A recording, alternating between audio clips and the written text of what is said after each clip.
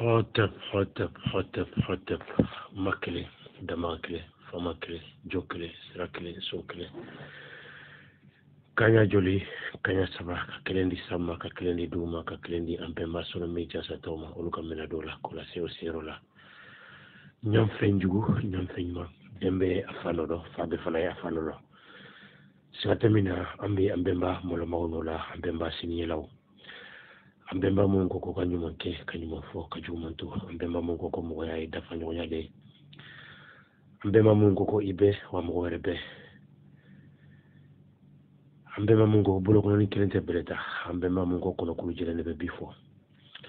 ambemba munye sun kontrini ka damba manyini ka do sun kono ka damba ma gangu nyo ya sun kono ambe obemba orenola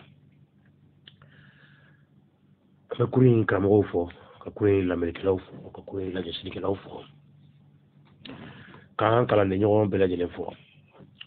kana balma kere do suina modibo haydara amena bo suina kan kala maga wala nadola wala mbe talike spiritualité kan no solomi doyay ho solomi doya la son o amena wala nadi o de kan suina ko mi anga wala natenona ambora kadance bo mimbe solomi doya ani dina uni ñogonce hero ombe mawka sira odi solomi doya o solomi doya yere minye wala ndate benuna anda sirama o krengrenya la ankumana solomi doya ani dance bo mimbe ani dina uni ñogonce amante dina mumbe wele bi ko sama dina u silamia dina u chrétien dina u jifu dina u o dance bo mimbe oluni solomi doyate ani ankaramaga wala la o nga bisa amena ankaramaga munela o de solomi doya la son solomi doya la son no ye maturité spirituelle o bini daba madiana amena ankaramaga wala doni ankaramaga ye ni bemba solomi wi ankonoge amafo hotep ambalma kamakaw ambalma wankaram bonson ambalma mandenkaw ko benishu fabade woni tu kemetu ko fo okayere chila ko fo okatu yinina ko fo okabe se manyina kemetu awde ko awbe mawnola o kemetu awde ko awbe li halamina bi ko sika foyti ama ko de jonyali halay o kawde kan ka wuli kawjo ka mayani ni kemetu awbe fo kemetu sika foytama awbe maw kumbe minkan o yetunyaye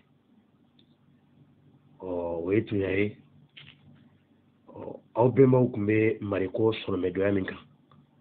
bi amena karamaga odela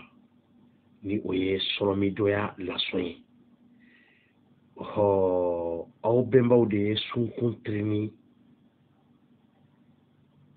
kadama yini kado sun kono awbe maw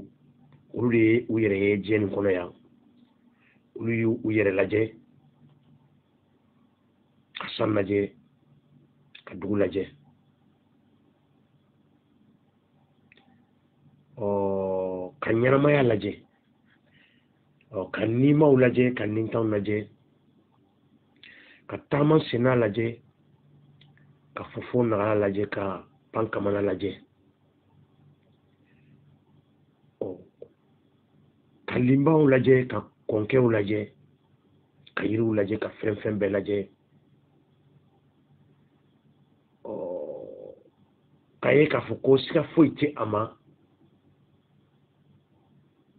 o kanyarama ya laje ka somayele malaje o kaye ka foko o sika foite ama o nunu uyere ke fiu o ko fendo de nunu ke ambemba uye o trini o ke samba chama de kono sunkun kono hakili ka sebaga fe hakili mi ni o b'u la hakili min ni damagama ye o k'u la an balimaw an bɛ to k'a fɔ aw ye kuma bɛɛ ko hakili ka sebagaya ka bon kosɛbɛ an balimaw an bɛ to k'o de fɔ kuma caman ko hakili ka sebagaya ka bon kosɛbɛ ko damaga ye senkoya min di hakili ma a ka bon kosɛbɛ an bɛnbaw ye o sunkun de tirini ko sunkun jubɛ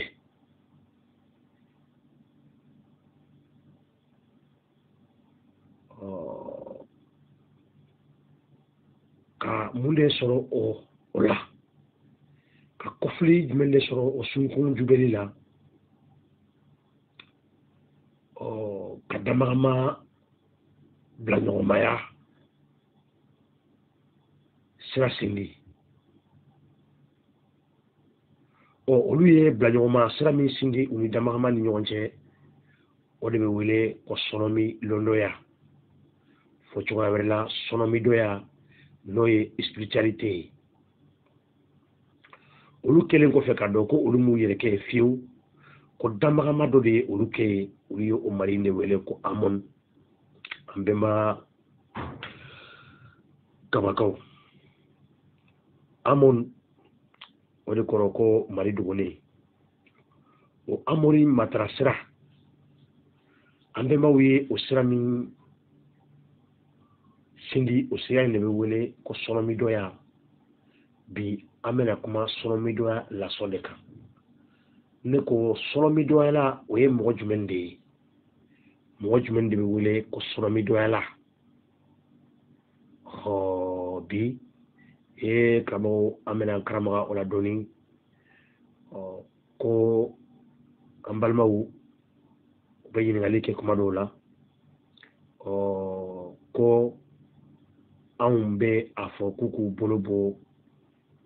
silamɛya la k'u bolo bɔ kerecɛnya la ko n'o kɛra k'olu b'u bolo kɛ mun na an bɛ to k'u jaabi k'u k'u bolo kɛ u bɛnbaw ka sira la sira min tun bɛ u bɛnbaw bolo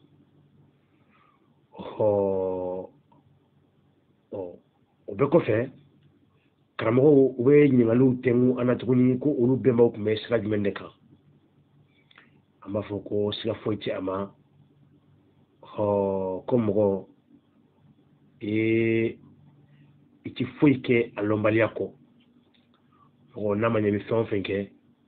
i ka kan ka ɲini de k'o lɔn ka sɔrɔ k'o kɛ golofindenw aw bɛnbaw tun bɛ sira min kan o de ye sɔnɔmi dɔya ye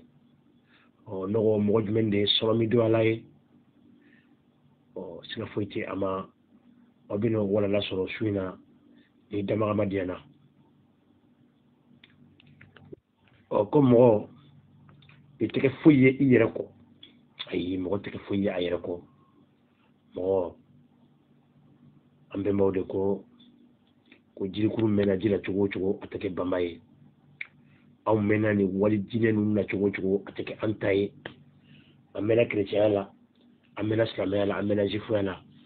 siga foyi tɛ a ma o tɛ anw kɛ silamɛ ye o tɛ an kɛ arabu ye o tɛ an kɛ kerecɛn ye bawo mirindi minnu y'a da olu de ka lɔnniya wolondo don n'o y'u ka culture ye siga foyi t'a ma silamɛya ye arabu ka culture de ye kerecɛnya o ye a dilanyɔrɔ mɔgɔw ka culture de ye zifuya o y'a dilanyɔrɔ mɔgɔw ka culture de ye an bɛnbaw ka culture ye mun de ye o de ye sɔnɔmi dɔya ye n'o ye spiritualité ye ko mɔgɔ siga foyi tɛ a ma i donna ni turunin min ye n'i y'a di ka b'i kun i bɛ kɛ dɔnbagalafili ye ko n'i ka wulu n'a ye ntasi dɔ minɛ ko na n ka si filɛ ko bɛ tile ga i la kolofindenw wagati dɔ sera ten sa aw ka kɛ aw yɛrɛ ye aw ka kɛ a bɛnbaw ye a k'aw bɛnbaw ka sira minɛ a y'a dɔn k'a fɔ ko mirindi o mirindi wurukira a bɛɛ lajɛlen wurukira a yɛrɛ ka culture de la mirindi foyi ma wuruki wali culture kan n'o ye walilɔnniya ye ko bɛɛ lajɛlen y'i sinsin a yɛrɛ ka culture de la ka wuruki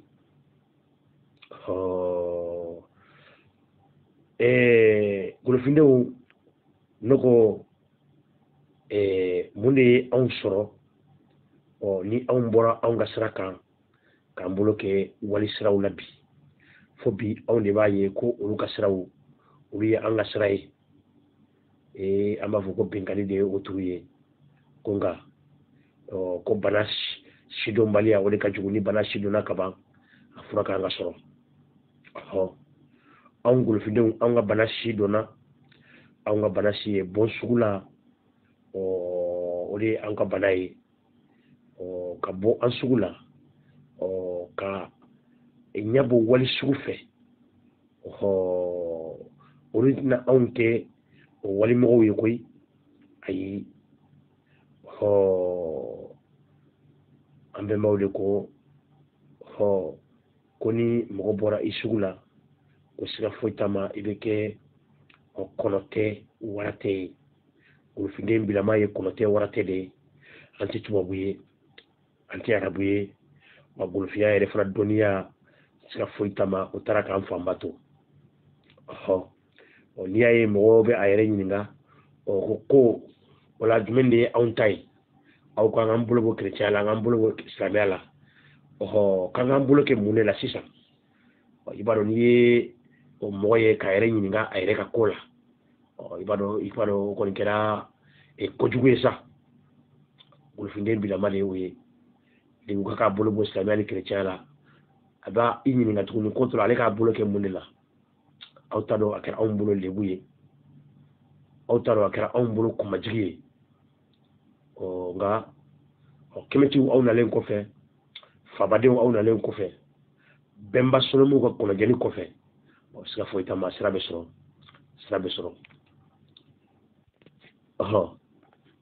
karamɔgɔw an bɛnbaw tun bɛ sira min kan o de ye sɔrɔmidɔya ye n'a bɛ fɔ o ma ko spiritualité mɔgɔ jumɛn de ye spirituel ye mɔgɔ jumɛn de ye sɔrɔmidɔyala ye o tigilamɔgɔ an bɛna o tigilamɔgɔ de fɔ aw ɲɛna bi sɔrɔmidɔyala ye mɔgɔ jumɛn de ye ni a fɔra tuguni ko aw tɛgɛ kɛ aw bɛnbaw ka sira la ni walanda in kɔfɛ madala ni mɔgɔ kan ka mɔgɔ ɲininka tuguni k'an bɛnbaw ka sira kun ye mun de ye wala mun de ye sɔrɔmidɔya ye qu'est-ce que la maturité spirituelle ko mun de ye sɔrɔmidɔya lasɔn ye la maturité spirituelle c'est lorsque vous arrêtez de vouloir changer les autres et que la place de vous vous concentrez à vous changer vous-même. Ko sɔrɔmidɔya lasɔn a fɔlɔma o ye mun de ye sɔrɔmidɔya lasɔn o ye mun de ye wagati min na ni aw bɛna a fɔ ko mɔgɔw ka u jogow yɛlɛma ko mɔgɔw k'u ka jogow yɛlɛma mɔgɔw k'u cogoyaw yɛlɛma k'a sɔrɔ aw yɛrɛ ma aw cogoyaw yɛlɛma wagati min na aw bɛna a fɔli dabila k'a fɔ ko mɔgɔw k'u jogow yɛlɛma aw yɛrɛ k'aw jogow yɛlɛma k'o de ye sɔrɔmidɔya lasɔn fɔlɔfɔlɔ ye sani k'a fɔ ko mɔgɔw k'u jogow yɛlɛma e yɛrɛ de kan ka kɛ mɔgɔ jogo bɛrɛtigi ye fɔlɔ sani ka yɛlɛma ɲini société kɔnɔ e yɛrɛ de kan ka kɛ mɔgɔ jogo tigi ye fɔlɔ sani k'a ɲini ko mɔgɔw ka kɛ mɔgɔ karilenw ye e de kan ka kɛ mɔgɔ karilen ye sani k'a ɲini ko mɔgɔw ka kɛ mɔgɔ maloyalaw ye e de kan ka kɛ mɔgɔ maloyala ye sani ka a ɲini ko mɔgɔw ka kɛ tuyatigiw ye e yɛrɛ de kan ka kɛ mɔgɔ tuyatigi ye sani k'a ɲini ko mɔgɔw ka kɛ ladiri ye e yɛrɛ de ka i yɛrɛ kɛ mɔgɔ ladiri ye fɔlɔ karamɔgɔw sani k'a ɲini ko mɔgɔw ka mɔgɔ bonya e yɛrɛ de kan k'i yɛrɛ bonya fɔlɔ ko sɔrɔmidɔya lasɔn kundusɛn fɔlɔ o y'o de ye mɔgɔ e de ka kɔn k'i yɛrɛ dilan fɔlɔ o ye a lasɔn kundusɛn fɔlɔ ye mɛna sɔrɔmidɔya lasɔn a kundusɛn filanan ye mun de ye la maturité spirituelle c'est lorsque vous acceptez les autres tels qu'ils sont ko sɔrɔmidɔya lasɔn ye mun de ye tuma min na e bɛ sɔn ka mɔgɔw jɛɲɔgɔnya o cogoya kan ka mɔgɔw kun mɔgɔw cogoya kan ka dɔn k'a fɔ ko mɔgɔ bɛɛ lajɛlen n'a kelen-kelenna mɔgɔ kelen-kelenna bɛɛ lajɛlen ni a sɔn de don bɛɛ lajɛlen ni a cogoya de don ka sɔn ka bɛɛ lajɛlen jɛɲɔgɔnya ka kun ni bɛɛ ye bɛɛ sugu la tuma min na e bɛ sɔn ka kun ni bɛɛ ye mɔgɔ bɛɛ sugu la ka bɛɛ to a sugu la ka kun ni a ye o de ye sɔrɔmidoya lasɔn kurundusiyɛn filanan ye a kurundusiyɛn sabanan ye mun de ye la maturité spirituelle c'est de comprendre que chacun a raison de son propre point de vue o de ye ka faamu ko mɔgɔ bɛɛ lajɛlen ka tiɲɛ b'a bolo a ka diɲɛ ye cogo kan ko de ye k'a fɔ ko e bɛ ko mɔgɔ wɛrɛ bɛ ka dɔn k'a fɔ ko société bɛɛ lajɛlen ni a ka tiɲɛ de bɛɛ lajɛlen ni a ka tiɲɛ de don ni nana mandenkaw sigilen bɛ u ka lɔnniya ko mun kan n'o y'u ka culture kow ye olu ka tiɲɛ de o ye n'i bɔra manden ka taa yɔrɔ wɛrɛ la i bɛ taa sɔrɔ olu fana ka somɔgɔya u sigilen bɛ u ka tiɲɛ min kan siga foyi t'a ma o de ye olu fana ka tiɲɛ ye la maturité spirituelle c'est d'apprendre à lâcher prise ko sɔrɔmidoya lasɔn o de ye ka sɔn makotoli ye makotoli kɔni ka ko dɔ to makoto i ka sɔn ka fɛn dɔ makoto tuma dɔ la fɛn dɔ se b'i ye ka i yɛrɛ minɛ a kan tuma dɔ la mɔgɔ dɔ bɛ fɛ ka fɛn dɔ ta k'i sɛgɛrɛ tuma dɔ la k'a tigi a dafɛla ɲɛ dɔ ma tuma dɔ la ko dɔ bɛ mɔgɔ dɔ kɔnɔ ka ɲɛsin ma karamɔgɔ kana minɛ ni a ye tuma dɔ la mɔgɔ dɔ bɛ kuma dɔ ta k'i sɛgɛrɛ kana minɛ ni a ye sɔrɔmidoya lasɔn kurundusiyɛn naaninan ye a mɛna sɔrɔmidoya lasɔn karamɔgɔw a bɛnbaw ka sira foyi t'a ma o de ye tiɲɛ ye bawo o bɛ mɔgɔ bila sira de kan sira min siga foyi t'a ma e tɛ se ka don mɔgɔ wɛrɛ gasi la e bɛ cogoya bɛɛ kɛ k'i yɛrɛ minɛ maa wɛrɛ kana se e tɔɔrɔ ka se maa wɛrɛ ma cogoya si la a kurundusiyɛn duurunan ko cogo di la maturité spirituelle c'est lorsque dans vos relations vous arrêtez d'attendre en retour et que vous donnez juste pour donner karamɔgɔ sɔrɔmidoya lasɔn kurundusiyɛn duurunan ko cogo di tuma min na e bɛ sɔnni kɛ i bɛ dili kɛ mɔgɔw ma nka wagati min na e bɛ ka ɲumanya kɛ walima wagati min na e bɛ ka mɔgɔw sɔn e t'i sigi n'a ye de fiyewu k'i bɛ ka ɲumanya min kɛ mɔgɔw ye ko mɔgɔw k'o sara i ye e bɛ dili kɛ de ko e ka kan ka dili kɛ e bɛ sɔnni kɛ de k'e ka kan ka sɔnni kɛ e bɛ ɲumanya kɛ de ko e yɛrɛ de ka kan ka ɲumanya kɛ ko ɲumanya kɛli ye e ma sɛnsɛden yɛrɛ de ye ko nka e t'i sigi n'a ye fiyewu k'e bɛ ɲumanya min kɛ mɔgɔw ye ko mɔgɔw kan k'o sara e de ye ko ni mɔgɔw ma e ka ɲumanya sara i ye k'o ye mɔgɔw kɛlen ye fitiriwale ye e ma ko ni o kɛra ko e man kan ka ɲumanya kɛ k'i ye ɲumanya kɛ mɔgɔ kelen y'a kɛ mɔgɔ fila ye k'olu ma dɔn i ye ko e fari bɛna faga ɲumanya la karamɔgɔ siga foyi t'a ma n'i y'o y'i la dɔrɔn e tɛ sɔrɔmidoya la ye sɔrɔmidoya bɛ ɲumanya kɛ de k'o ye ale ma sɛnsɛnlen de ye k'o ye ale ma diyagoya de ye ale kan ka ɲumanya yɛrɛ de kɛ karamɔgɔw nin kun ye an bɛnbaw jogo de ye olu tun bɛ ɲumanya kɛ de olu tun bɛ sɔnni kɛ de nka sɔnni kɛtɔ u t'a kɛ fiyewu k'u jigi da dɛ k'u bɛ ka maa min sɔn ko tigi ka dɔn u ye wala ko tigi k'u sara ayi kurundusiyɛn wɔɔrɔnan kɛ cogo di la maturité spirituelle c'est d'arrêter d'essayer de prouver au monde à quel point vous êtes intelligent sɔrɔmidoya kurundusiyɛn wɔɔrɔnan ko cogo di ko de ye wagati min na e bɛna sɔn k'a yira k'a fɔ k'i b'a yira mɔgɔw la ko e de hakili ka bon ko e de ye mɔgɔ hakilima ye ko e de ye yirikisɛtigi ye sɔrɔmidoya lasɔn tɛ sɔn ma fiyewu k'a yira mɔgɔw la ko e hakili ka bon ni u ye diɲɛ kɔnɔna na walima diɲɛlatigɛ ko kɔnɔna na i b'a fɔ iba yira de ko hakili kisitigi ka tɛmɛ mɔgɔ tɔw kan karamɔgɔ sɔrɔmidoya lasɔn tɛ sɔn ma fiyewu sɔrɔmidoya lasɔn o bɛ mɔgɔ bila kalandenya minɛn de kɔnɔ tuma bɛɛ o bɛ mɔgɔ bila majigi minɛn de kɔnɔ tuma bɛɛ o bɛ mɔgɔ bila ɲinini minɛn de kɔnɔ tuma bɛɛ sɔrɔmidoya lasɔn tɛ sɔn fiyewu k'i yɛrɛ ye mɔgɔ kodɔnna ye mɔgɔ tɔw cɛla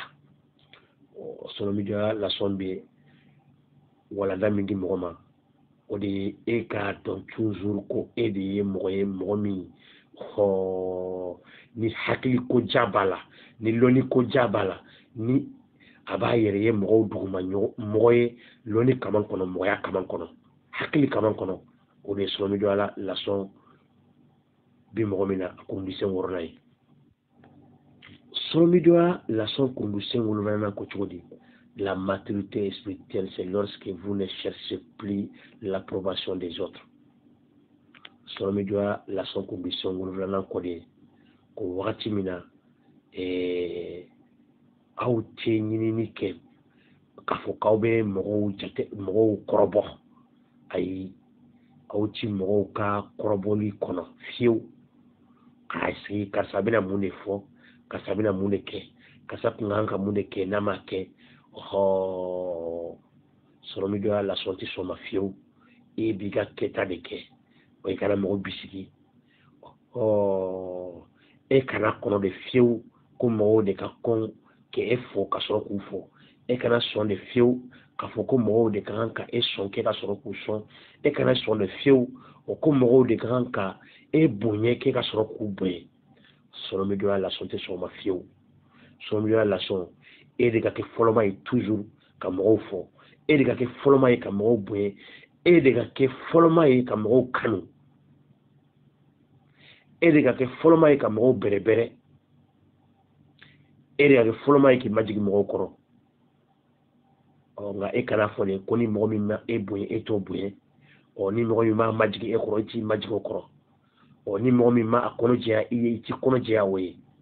sɔrɔmidoya ale tɛ sɔn ma fiyewu ale ka devoir de ye k'a ta kɛ ale de bɛ fɔlɔ ka ɲumanya kɛ sɔrɔmidoya lasɔn kundisen seginna ko cogo di la maturité spirituelle c'est lorsque vous arrêtez de vous comparer avec les autres sɔrɔmidoya lasɔn kundisen seginna ko de ko wagati min na aw ti sɔn fiyewu k'a fɔ ko aw b'aw la mɔgɔ tɔw ma k'i comparer mɔgɔ wɛrɛw la kɔni k'i yɛrɛ ye dɔrɔn lihala dɔ la k'a fɔ ko karisa masina nin b'o bolo nin dɔnni masina bɛ karisa masina la mun de la ne ma kɛ o ɲɔgɔnna ye ni nafolo masina bɛ karisa masina bolo mun de la o ɲɔgɔnna tɛ ne bolo ni muso masina bɛ karisa masina bolo mun de la o tɛ ne bolo nin den masina bɛ karisa masina bolo mun de la o tɛ ne bolo ayi sɔrɔmidoya lasɔn tɛ sɔn ma fiyewu ti comparer mɔgɔ la bɛ kun ni i yɛrɛ cogoya de ye bɛ cogoya min na de b'i yɛrɛ wasa don o de la b'i yɛrɛ minɛ ni o de ye k'i wasa don o la nka ka ɲɛbɔ mɔgɔ wɛrɛ de fɛ ko mun de la ma kɛ o ɲɔgɔnna ye ayi o ye sɔrɔmidoya lasɔn kundu sɔsɔlen de ye maintenant sɔrɔmidoya lasɔn kundisen kɔnɔntɔnnan ko cogo di la maturité spirituelle c'est lorsque vous êtes en paix avec vous-même sɔrɔmidoya lasɔn kundisen kɔnɔntɔnnan ale ko de ko tuma min ni i yɛrɛ bɛ jo la ni i yɛrɛ ni bɛ jo la ni i yɛrɛ sɔnɔmi bɛ jo la mɔgɔ min a ye o ye a nisɔn ka di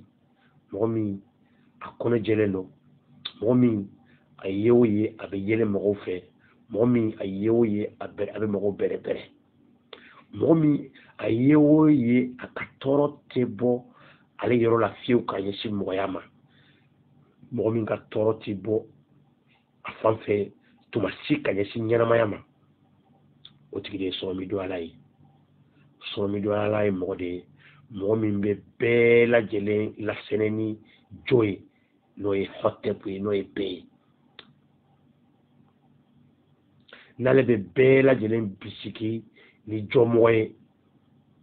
o de ye sɔrɔmi don ala ye nka sɔrɔmi don ala tɛ mɔgɔ ye mɔgɔ min tuma bɛɛ a diminen don tuma bɛɛ mɔgɔw kuru b'a kɔnɔ tuma bɛɛ ale bɛ mɔgɔw bisiki de o tigi tɛ sɔrɔmi don ala ye fiyewu sɔrɔmi don ala ye mɔgɔ lafiyalen de ye mɔgɔ min hakili latigɛlen don mɔgɔ min ni a yɛrɛ bakun bɛ jɔ la mɔgɔ min ni mɔgɔ juguya ti a kɔnɔ mɔgɔ bisankɔniya ti a kɔnɔ bawo ka mɔgɔw bisankɔniya mɔgɔw juguyaw ci kɔnɔ o siga foyi t'a ma e ni i yɛrɛ de bɛ kɛlɛ la e t'i jɔ la fiyewu sɔrɔmi donya lasɔn kurungu tannan ko cogo di la maturité spirituelle c'est lorsque vous savez faire la différence entre vos besoins et vos désirs et que vous pouvez laisser tomber vos désirs. Solomi doit la son condition tannan ko chodi. Otuma mina ebsika dajaboke. Ijanye ko ani nigela uni nyoje. Kadon kafo. Ko ni ne nikan ko de ani ni ne janye ko de. Inigela fo chuado la ani janye ko makonya ko ani inegela mo be sika dancebo ke amakonya ko ani anegela ko ibaro fendo be oye mo makonya ko ye ko sika foitama ibo nyini ki makola nyani aye o nga fendo be oye mo negela de mena nga fendo be oye mo negela de mɔgɔ i bɛ se ka balo ka sɔrɔ i nɛgɛla tɛ fiyewu nka mɔgɔ i tɛ se ka balo ka sɔrɔ i makoɲɛ ko tɛ mɔgɔ f'i ko o fila de dɔn ka bɔ ɲɔgɔn na fɛn min ni o ye ne makoɲɛ ko ye ani fɛn min o ye ne nɛgɛla ye wagati min na mɔgɔ min tɛ a nɛgɛla ani a makoɲɛ ko dɔn ka bɔ ɲɔgɔn na siga foyi tɛ a ma o tigi o bɛ bila fili jugu de la kuma bɛɛ wagati min na e b'a ye de nafolo ba de bɛ dɔ bolo walima nafolo de nɛgɛ bɛ e la i komi a nɛgɛ bɛ mɔgɔ bɛɛ la cogoya min na mɛ e y'a dɔn k'a fɔ ko nafolo nɛgɛ kɔni bɛ ne la nka n filɛ yɔrɔ min na bi na n filɛ yɔrɔ min na dɛrɛmɛ 20 bɛ n kun ka dumuni kɛ i bɛ dɛrɛmɛ 20 don ka dumuni na i bɛ ka dumuni kɛ nka ne filɛ yɔrɔ min na bi ne bɛ se ka baara kɛ ka dumuni sɔrɔ k'a dun n bɛ se ka baara kɛ k'an yɛrɛ furakɛ o de ye nɛgɛla ye nka ka mɔgɔ dɔ n'a ka mobili ba ye dɔrɔn ka mobili nɛgɛ minɛ k'a fɔ ko e fana ka mobili de sɔrɔ e bɛ sɔrɔ ka t'i yɛrɛ don jurujugu dɔ la walima ka taa tɛmɛ sira dɔ fɛ sira min ni danbetigi man ka tɛmɛ a fɛ fiyewu k'o fɛn in lasɔrɔ haman tɛ e ka muso dɔ ye o nɛgɛ ka e minɛ walimuso dɔ karamɔgɔ o tɛ mɔgɔ makoɲɛ ko ye o ye nɛgɛla de ye e ka kan ka se i nɛgɛla la o la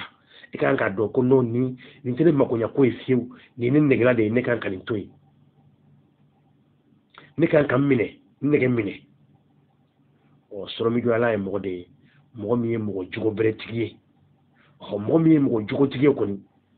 bawo mɔgɔ jogotigi de ye mɔgɔ min sera a nɛgɛla la bawo foyi tɛ mɔgɔ bila a kɛ foyi tɛ mɔgɔ kɛ sɔntigi ye fo mɔgɔ min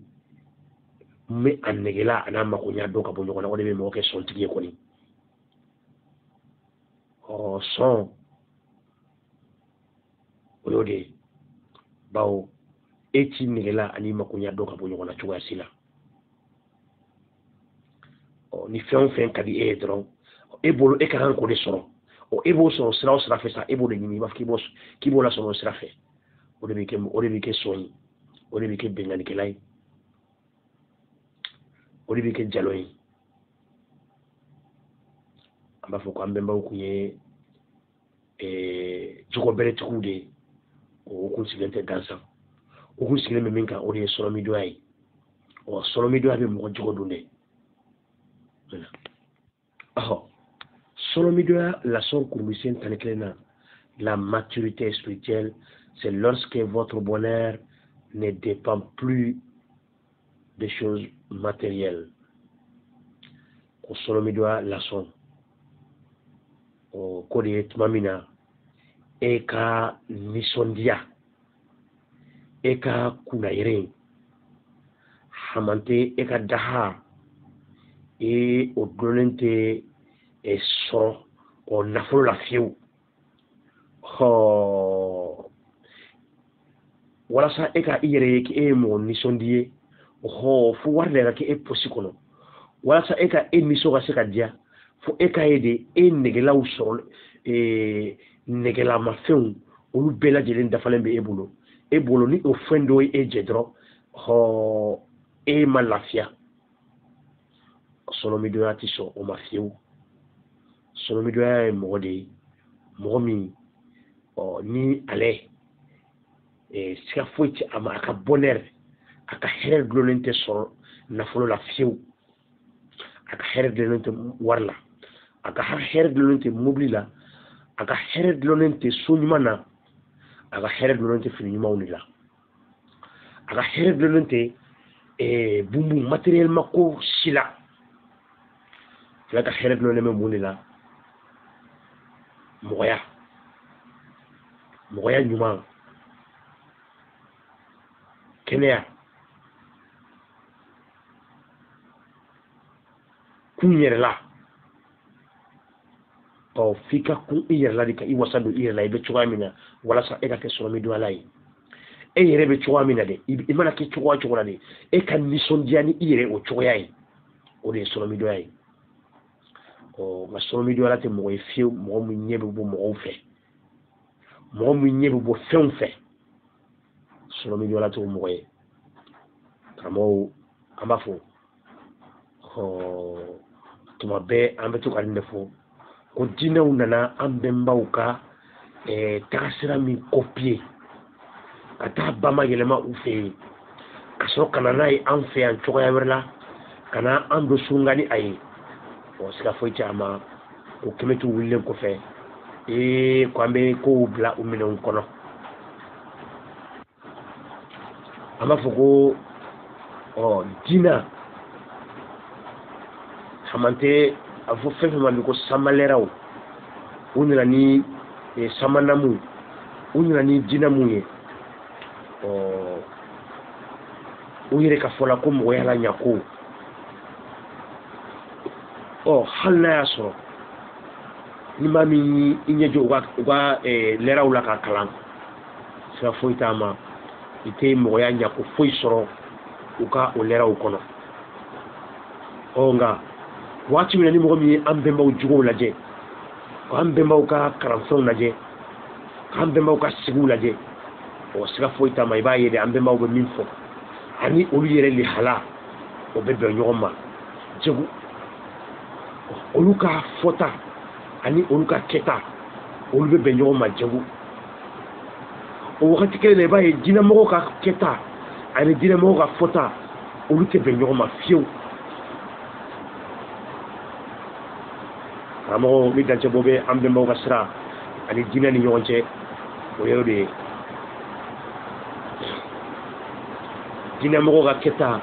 ani ara fota olu ti be nyoma tumasi na solomidoya la ale tumadola amako yere te kuma la fiu ale ka keta yere be tumadola kuma ale yere ka kuma nola nga wati mina na kuma na fana wa sika foita ma solomidoya la aka kuma o beta be aka keta de fana ma jegu o aka fota o beta be ale yere de choya ma jegu o de solomidoya la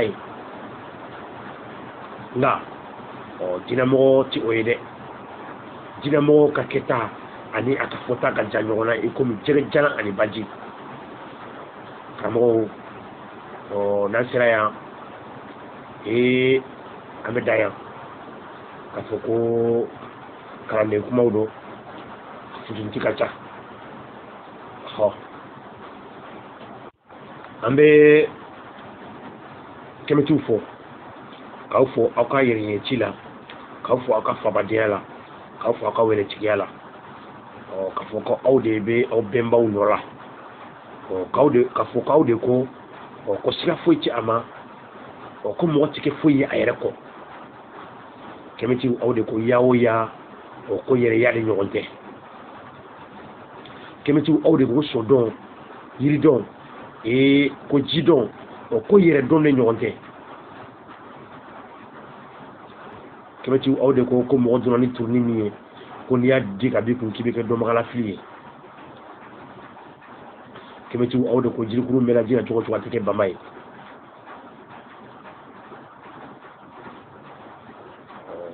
kɛmɛtigiw aw de ko k'aw b'aw bolo kɛ aw bɛnbaw la k'a b'aw bolo k'aw bɛnbaw ka taga siraw la kɛmɛtigiw aw de ko siga foyi tɛ a la aw labɛnnen don ni fili min kɛra aw bɛnbaw ka siraw la ko aw bɛ olu sakɛ ko baw aw de ta don aw de bɛnbaw don kɛmɛtigiw aw de ko aw t'aw fanga ban tuguni wali naamu dɔ labɛnni la jagoya wali ko don ko f'i ko o labɛn ko k'i ta ye kɛmɛtigiw aw de y'aw sen b'o la an bɛ kurun in karamɔgɔw fɔ ka lamɛnnikɛlaw fɔ ka lajɛnnikɛlaw fɔ k'an yɛrɛw kalanni ɲɔgɔn fɔ an balimaw ka bɔ kuma kɔnɔ yan aw n'aw ka kalanden fitinin don Modibo Hayidara o dama ka su hɛrɛ di an ma k'an bolo si an ɲinifɛnw ma ko Kayi sɔgɔma an tun bɛ fɛ ka bɔ ka laseli kɛ koyi ko bolokɔrɔla degun kama an ma se ka bɔ an bolo fila b'an kɔ karamɔgɔw ye ko bɛnba solomiw k'an kɔnɔgɛ k'an bolo sa an ɲinifɛnw ma an b'a fɔ ma kelen danbaga kelen sebaga kelen faama kelen sira kelen jo kelen sɔn kelen n ko ne fasogo Iriwan Faya wara falen nka ko ni Tarawele wa Ibrahima Bolofinya walima foyi Kombo Koteba Kamara aw bɛɛ lajɛlen fɔlen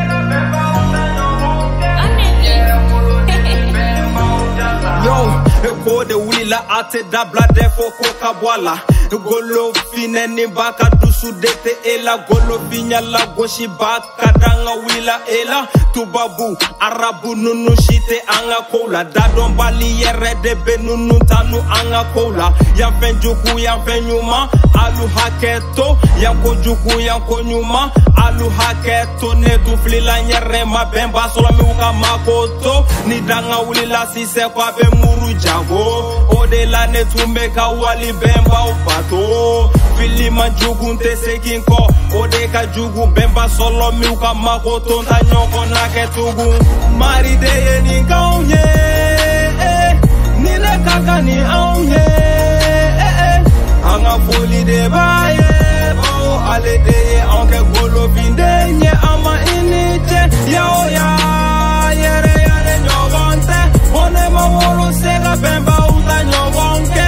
yɛrɛ wolo de bɛ bɛnbaw jansa bɔnɛ ma wolo dɔrɔn de bɛ bɛnbaw janfa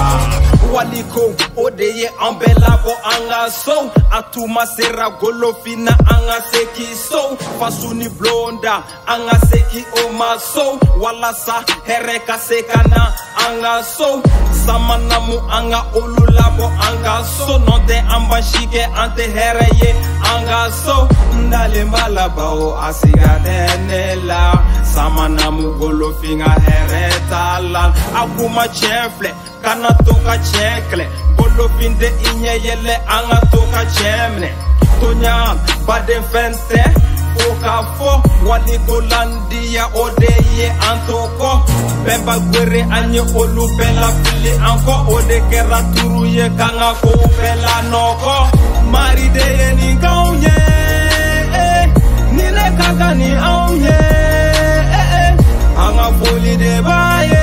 bawo ale de ye anw kɛ Golofin den ye an ma i ni cɛ ya yɛrɛ yɛrɛ ɲɔgɔn tɛ bɔnɛ ma wolo se ka bɛnbaw ta ɲɔgɔn kɛ yɛrɛ wolo de bɛ bɛnbaw jansa bɔnɛ ma wolo dɔrɔn de bɛ bɛnbaw janfa dɔ sanfa duga fabaden bɛɛ lajɛlen ma